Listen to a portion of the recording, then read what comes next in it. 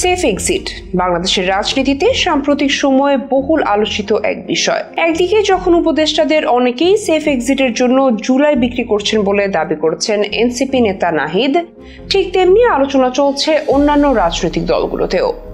এমনকি এসব আলোচনা নিয়ে রীতিমতো কাদা ছোড়াছুড়ি চলছে নানা মাধ্যমে। কিন্তু এত আলোচনা আর সমালোচনা চললেও অনেকেই ঠিক জানেন না কি এই সেফ এক্সিট, কেন এটির নাম বারবার সামনে আসছে, আর কখনই বা এর ব্যবহার করা হয়ে থাকে।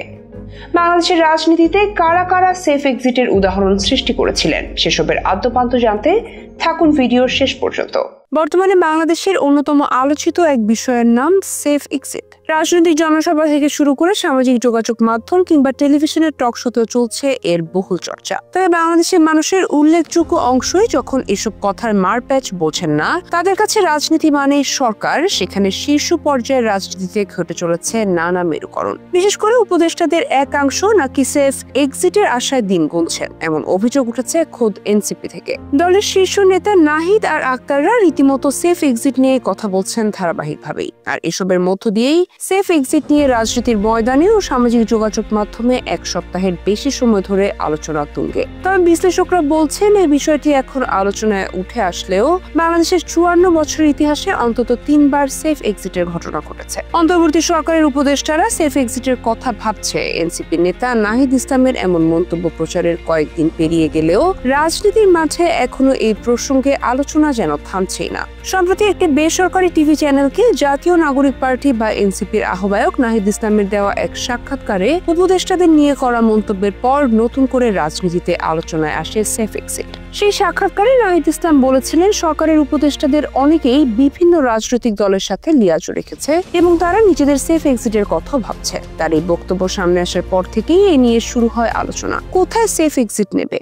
সাধারণভাবে সেফ এক্সিট বলতে কোনো স্থান থেকে নিরাপদে প্রস্থান বা চলে যাওয়াকে বোঝায়, কিন্তু রাজনীতির ক্ষেত্রে বিষয়টা আরেকটু জটিল। রাজনীতিতে সেফ এক্সিট বলতে জটিল কোনো রাজনৈতিক পরিস্থিতিকে বোঝায় যখন নানা অভিযোগে অভিযুক্ত ব্যক্তিকে জবাবদিহিতার বাইরে রেখে নিরাপদে প্রস্থানের সুযোগ করে দেওয়া হয়। সেফ এক্সিট কথাটা এভাবে আলোচনায় প্রথমবারের মতো এলেও 1975 সাল, 2009 সাল এবং 2024 সালে রাজনৈতিক পট পরিবর্তনে অন্তত 3 বার বাংলাদেশে সেফ এক্সিটের ঘটনা ঘটেছে।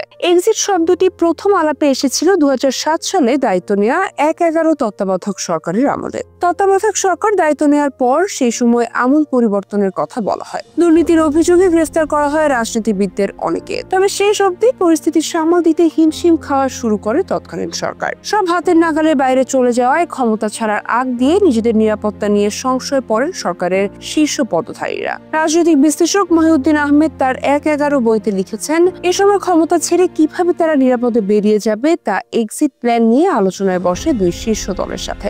1/11 কুশীলবরা একটা সেফ এক্সিটের জন্য ধর্ণা দিয়েছিল শেখ হাসিনা এবং খালেদা জিয়ার কাছে। খালেদা জিয়া দেননি, সেটা হাসিনা দিয়েছেন বলে জানান তিনি। 2008 সালের নির্বাচনের পর নবনির্বাচিত সরকারের হাতে দায়িত্ব তুলে দিয়ে দেশ ত্যাগ করেন তত্ত্বাবধায়ক সরকারের প্রধান উপদেষ্টা ফখরুদ্দিন আহমদ ও সেনাপ্রধান মঈনুদ্দিন আহমদ। তবে বিশ্লেষকদের মতে সেফ এক্সিট দেওয়ার প্রথম ঘটনাটি বাংলাদেশে ঘটে 1975 সালে। পরিবারের 18 জন সদস্য সহ তৎকালীন রাষ্ট্রপতি শেখ মুজিবুর রহমানকে হত্যার পর অভিযুক্ত সেনা সদস্যদের রক্ষার জন্য ইনডেমনিটি অধ্যাদেশ জারি করা হয়। তাদের মধ্যে কয়েকজনকে বিভিন্ন দেশের কূটনীতিক হিসেবে ও বিদেশি মিশনের উচ্চ পদে নিয়োগ দেওয়া হয়। মূলত অপরাধ করার পরও বিচারের আওতায় না এনে দায় মুক্তি দেওয়ার প্রথম উদাহরণ এটি। এছাড়া 2024-এর 5 আগস্ট সাবেক প্রধানমন্ত্রী শেখ হাসিনার ভারতে অবস্থান নেওয়াকেও সেফ এক্সিট হিসেবে বিবেচনা করছেন অনেকে।